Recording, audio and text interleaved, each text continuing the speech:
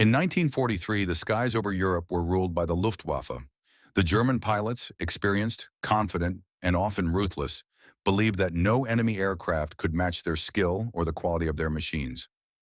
The Messerschmitt Bf 109 and Focke-Wulf 190 were symbols of their dominance. For years, they had torn through Allied formations, striking fear into bomber crews who watched their comrades vanish in flames. But that year, something changed. Something new appeared on the horizon. Sleek, silver, fast. At first, the Germans didn't know what it was. They called it the long-nosed American, or the stranger. And when it came closer, they realized it was unlike anything they had ever fought before. It was the P-51 Mustang. The first Mustangs to arrive over Europe were not yet the legends they would become. Earlier versions had been limited by their engines, fast at low altitudes but weak at high ones. German pilots mocked them. "Pretty toys," they said. "They'll never reach us above 20,000 feet." Then in late 1943, the new Mustangs arrived, fitted with the British Rolls-Royce Merlin engine. Suddenly, the Allies had an aircraft that could fly higher, faster, and longer than almost anything in the Luftwaffe arsenal. It wasn't just another fighter. It was the answer to the Allies' greatest problem: how to protect their bombers deep inside Germany. Until then, American B-17 and B-24s had been slaughtered by German interceptors. Escort fighters simply couldn't fly far enough to stay with them. The Mustang changed that overnight. When the first P-51s joined the 8th Air Force in England, pilots were astonished by their range. With external fuel tanks, they could escort bombers all the way to Berlin and back. It was a revolution. But for the Germans, it was the beginning of the end. At first, Luftwaffe pilots laughed. They believed the P-51 would be no different from the P-47 Thunderbolt or the Spitfire, dangerous but predictable. But when they met it in the sky, everything changed. The P-51 could climb with them, dive with them, and outrun them. Its speed and agility were terrifying. Its pilots flew with precision and courage. For the first time, the hunters became the hunted. Over the next few months, German pilots began to whisper among themselves. The P-51 had appeared in their skies like a ghost, fast, deadly, and seemingly unstoppable. Even the aces, men with dozens of kills to their names, found themselves outmaneuvered. The balance of power was shifting. By early 1944, the P-51 Mustang had become a symbol of hope for Allied airmen, and a nightmare for the Luftwaffe. Every morning, the skies above England filled with hundreds of bombers bound for Germany. And now alongside them came the Mustangs. Sleek, silver shapes cutting through the clouds, escorting the heavy bombers all the way to the heart of the Reich. To the Germans, it seemed impossible. Until then, their strategy had relied on geography. Fighters like the Messerschmitt Bf 109 and Focke-Wulf 190 could only operate effectively for short ranges. Allied escorts, they believed, would always have to turn back before reaching their most critical targets: Berlin, Leipzig, Hamburg. The bombers would then be exposed and easy prey. But when the first formations of B-17s appeared over the Ruhr, escorted by P-51s, German pilots couldn't believe it. The Amerikaner fighters were still there, deep in German airspace, thousands of kilometers from home. They didn't break off. They didn't run out of fuel. They fought. The shock was total. Luftwaffe squadrons scrambled from every airfield, expecting easy kills, only to find themselves ambushed by Mustangs diving out of the sun. German pilots, who had once bragged of 50 or even 100 victories, suddenly found themselves on the defensive. Aces like Adolf Galland and Johannes Steinhoff began warning their superiors, "This new American fighter, it changes everything." The P-51 could fly at over 700 kilometers per hour, climb faster than most German aircraft, and stay airborne for nearly 8 hours. It was a predator built for endurance. Captured reports from downed Luftwaffe pilots told the same story again and again. "The Mustangs appear from nowhere," one said. "We try to dive, but they dive faster. We try to climb, but they climb with us. We can no longer choose the fight." It wasn't just the aircraft. It was the men flying them. American fighter groups, led by aces like Don Gentile and John C. Meyer, had learned from brutal experience. They knew the German tactics: Head-on attacks, high-speed dives, tight turns, and they countered them perfectly. For the first time, German pilots who had mocked the flying amateurs from across the sea realized they were facing equals, perhaps even superiors. By the spring of 1944, the Luftwaffe's losses began to mount at an unsustainable rate. Every dogfight cost them not just planes, but irreplaceable pilots. The once proud Air Force of the Reich was bleeding out, not in dramatic defeats, but in the slow, relentless grind of attrition. And at the center of that change was the P-51 Mustang. By the spring of 1944, the skies over Europe had become the true front line of the war. It was no longer about territory, it was about endurance. The Allies needed to crush Germany's ability to fight by daylight bombing. The Luftwaffe needed to stop them. And for a time, it seemed like both sides were locked in a deadly balance. Then the P-51 Mustang arrived, and the balance broke. The first real test came in March of 1944, when massive formations of American bombers targeted Berlin itself. It was an attack few had believed possible. German commanders assumed that Allied fighters could never escort bombers that far into the heart of the Reich. But as radar stations reported hundreds of B-17 and B-24s approaching, something else appeared on their scopes. Dozens of fast, single-engine aircraft sweeping far ahead of the formation. They were Mustangs. To the German pilots scrambled to intercept, it was a shock unlike any they had experienced. They had prepared to meet the heavy bombers, not an enemy that could fight them on equal terms. The first clashes over Berlin were chaos, a swirl of contrails, gunfire, and falling aircraft. Luftwaffe ace Günter Rahl later recalled, "They were everywhere. Fast, high, aggressive. You could not escape them. It was the first time we felt the skies were no longer ours." The Mustang's combination of speed, range, and firepower transformed the air war. Its Rolls-Royce Merlin engine gave it power even at extreme altitudes, while its 6.50 caliber Browning machine guns shredded anything in its path. German pilots, used to dictating when and where to attack, suddenly found themselves being hunted. From that moment on, the Luftwaffe's decline accelerated. The P-51 didn't just escort the bombers, it went looking for the fighters. American pilots began fighter sweeps ahead of bomber formations, striking airfields and catching German planes before they could even take off. By summer, the German aircraft factories were under constant attack. Fuel depots burned, airfields became graveyards of twisted metal, and the once invincible Luftwaffe, which had dominated the skies from Poland to France, now struggled even to defend its own homeland. Inside Germany, a new kind of fear spread. Civilians once stood proudly watching their fighters climb to meet the enemy. Now they watched in silence, knowing that few would return, and the German pilots themselves, the veterans who had once laughed at the lumbering Americans, began to whisper a new word with respect and dread. Mustang. The skies over Europe had changed forever. By mid-1944, the German fighter force was being bled dry. What had once been the pride of the Luftwaffe, the Messerschmitt Bf-109 and Focke-Wulf Fw-190 squadrons, now faced an enemy they could not outrun, outclimb, or outlast. The P-51 Mustang had rewritten the rules of air combat. For years, German pilots had relied on the same tactics that had brought them victory across Europe: climb high, dive fast, and strike from above. But against the Mustang, these tactics failed. The American fighter could match them in every maneuver, and then stay in the fight long after German aircraft had to turn back for fuel. In airfields from France to Poland, captured German pilots began to describe a terrifying new reality. The P-51 wasn't just an escort, it was everywhere. It hunted trains, convoys, even trucks on the ground. It owned the sky. One Luftwaffe officer wrote in his diary, "They are not men, they are shadows with wings. We see them once, and then our planes explode." Every mission became a gamble. For every German aircraft that managed to take off, another was lost before it even reached combat altitude.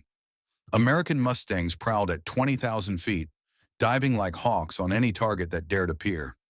Even the legendary German aces, men like Adolf Galland and Erich Hartmann, spoke with reluctant respect for the Mustang. They acknowledged its speed, its stability, and above all, its endurance. It could escort bombers from England deep into Germany, fight, and then fly back again. Something no German fighter could dream of matching. As Galan later admitted, the Mustang was the best all-around fighter of the war. It could do everything. But the true shock came when the Germans captured a P-51 that had made a forced landing in France. Their engineers examined it carefully, expecting to find some secret weapon, some hidden technology. What they discovered instead was simplicity, clean design, precision manufacturing, and above all, reliability. There were no exotic alloys, no mysterious mechanisms, just a powerful Merlin engine, a well-balanced frame, and careful attention to every component. It was a machine built for war, not for prestige. A report from a German technical officer summed it up best. It is not superior because of one thing. It is superior because everything works perfectly together. For the Luftwaffe, the message was clear. Their technological edge had been broken. The Allies had built a plane that could win not just battles, but the entire air war. And as the summer of 1944 turned to autumn, German pilots began to realize something far more devastating. The skies no longer belonged to them. By the summer of 1944, the P-51 Mustang had become the sword that cut through the heart of the Luftwaffe.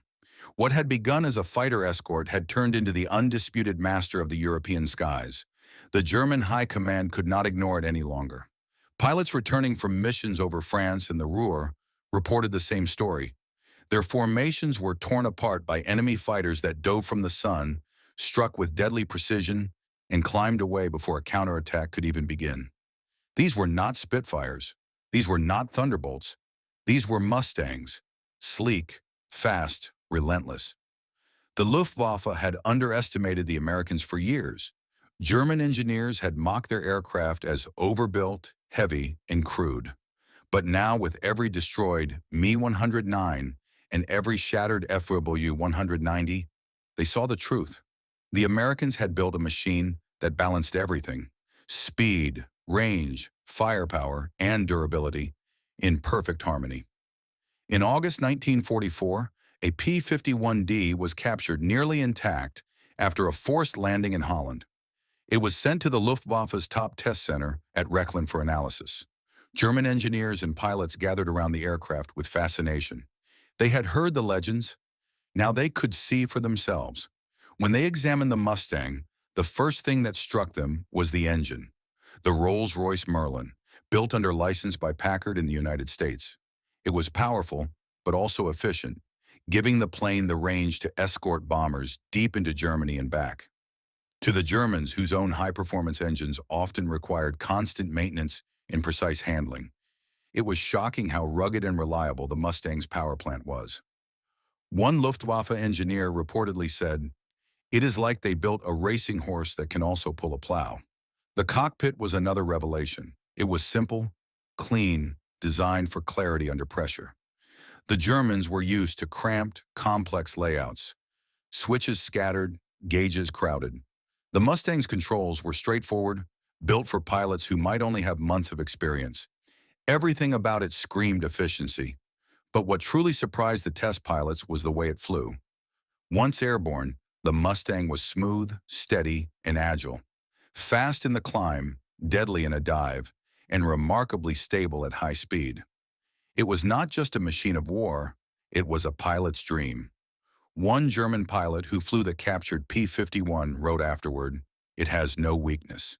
It climbs well, dives well, turns well, and carries fuel forever.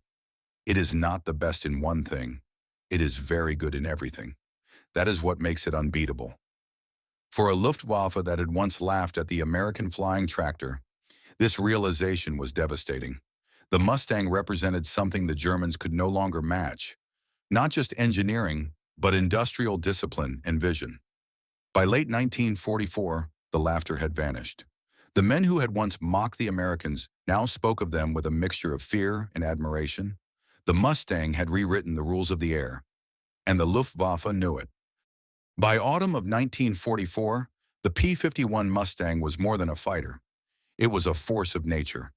For German pilots, it was the first sign that their dominance of the skies was over.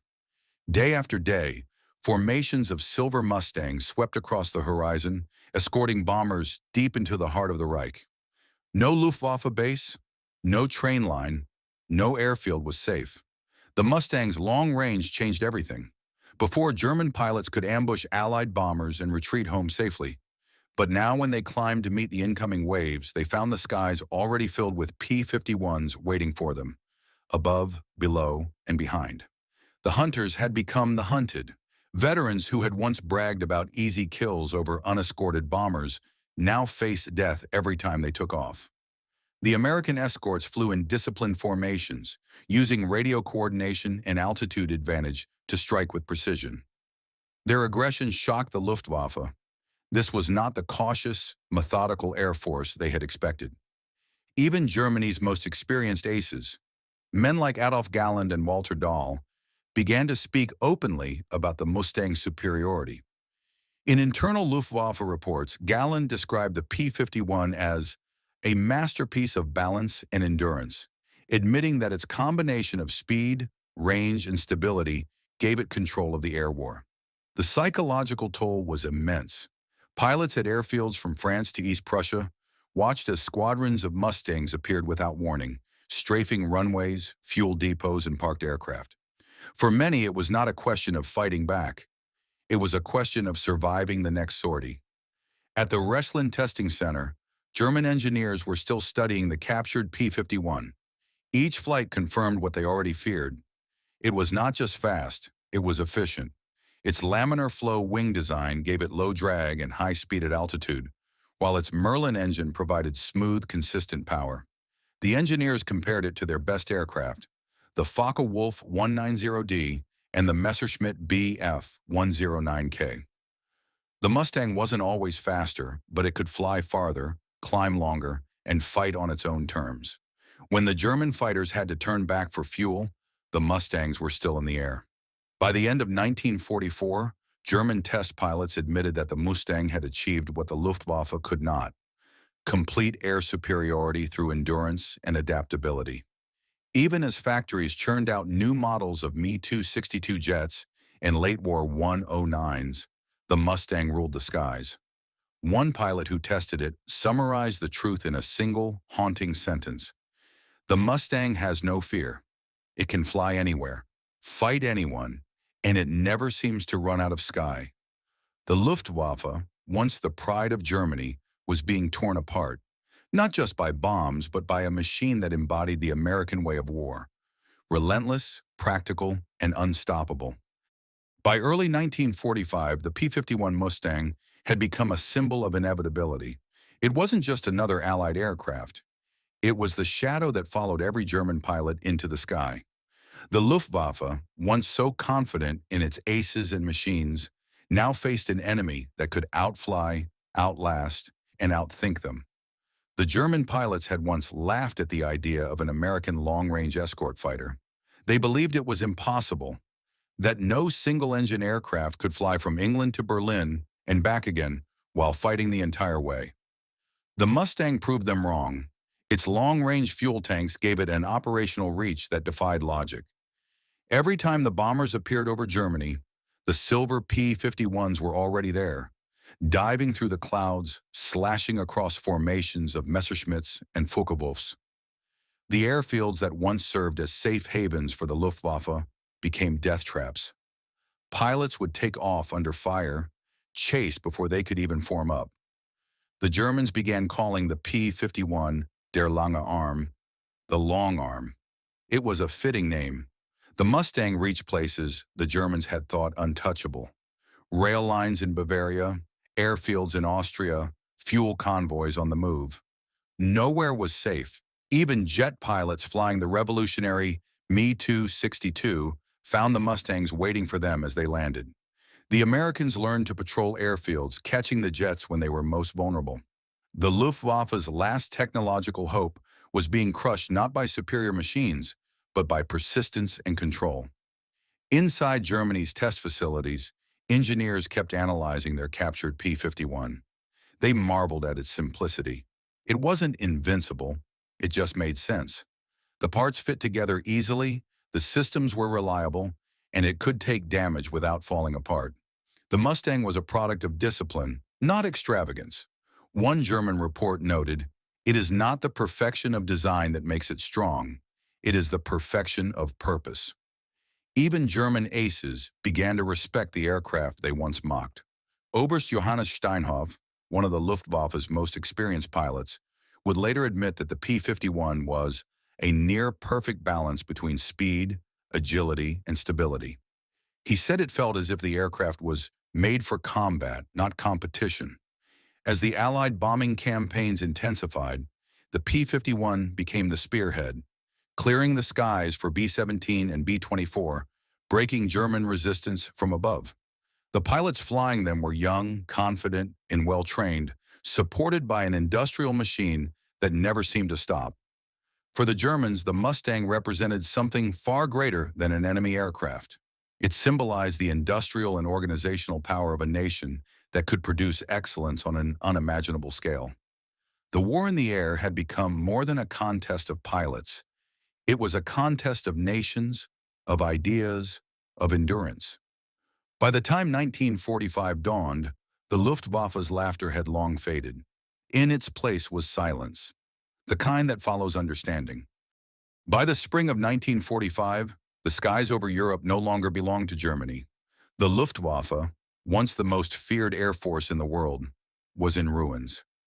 Its airfields were cratered, its pilots exhausted, and its fuel supplies nearly gone. But above it all, one sound still haunted every German soldier who dared to look upward: the long, rolling hum of the P-51 Mustang. The Mustang had become more than a fighter. It was a symbol, a relentless machine that seemed to own the very sky. Entire squadrons of P-51s flew across the Reich unhindered, striking rail yards, airfields, and supply lines. The German defenses could no longer organize an effective counterattack. For every fighter they launched, 3 or 4 Mustangs appeared to meet them. One Luftwaffe report from April 1945 described the situation bluntly: "Our pilots now fight surrounded, from above, from below, and from every direction. The Americans are everywhere." The captured P-51 at Rechlin, once studied in curiosity, now became a grim reminder of defeat. Engineers could only marvel at what they had once underestimated. They compared the Mustang's performance data with their own aircraft and realized just how far behind they had fallen. The Me-109, once Germany's pride, was showing its age. The Focke-Wulf 190, though powerful, could not match the Mustang's range or high-altitude control. And the revolutionary Me-262 jet, the last hope of the Luftwaffe, could barely operate safely without being attacked on takeoff or landing. The Americans, they realized, had not only built a great plane, they had built an entire system around it, a network of production, maintenance, logistics, and training that kept the P-51s in the air no matter the odds. When German test pilots flew the captured Mustang again late in the war, they did so in near silence. Gone were the smirks and laughter from the first days. They treated the plane with reverence, an acknowledgement that they were witnessing the kind of power their industry could no longer match. One veteran engineer, watching from the tarmac, wrote later, "We realized too late that this was not simply a fighter plane. It was the expression of a nation that had mastered the art of production." The Mustang's secret was not only its Rolls-Royce Merlin engine or its aerodynamic design, it was its adaptability. It could escort bombers at 25,000 feet, chase jets near the ground, or strafe convoys across the countryside. It was as rugged as it was graceful, able to take hits and still fly home. American pilots came to trust it like a loyal companion. German pilots came to fear it like a ghost. As the Reich collapsed, many Luftwaffe officers began to accept an uncomfortable truth. They had entered the war believing in the supremacy of German engineering, precision, innovation, mastery. But in the end, it was the Americans who had perfected something even more powerful: reliability and scale. The Mustang didn't just outfight them, it outlasted them. By the final weeks of the war, the P-51 Mustang had become a constant shadow over Germany. Its silver wings glinted against the gray sky, a reminder that the Luftwaffe's age of dominance was over. German pilots, once the hunters, were now the hunted. In airfields that were little more than patches of broken concrete, surviving Luftwaffe crews watched as the Mustangs patrolled above them, striking any movement below. Fuel was gone, aircraft were grounded, and the skies that once belonged to the Reich were now ruled by American speed and persistence. Many German veterans would later write that it wasn't just the Mustang's technology that crushed their spirit, it was its presence. No matter how deep into Germany they went, it was always there. It didn't seem to tire. It didn't seem to break. One pilot described it simply. It flew as if the sky itself belonged to it. When the war ended, captured Mustangs were taken to Luftwaffe test centers for final evaluation. German engineers, now defeated men, studied them with quiet awe.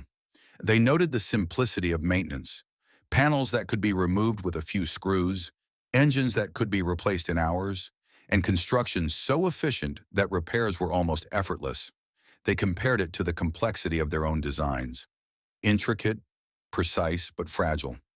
The Me-109's cramped cockpit, the FW-190's tight tolerances, the Me-262's unreliable engines.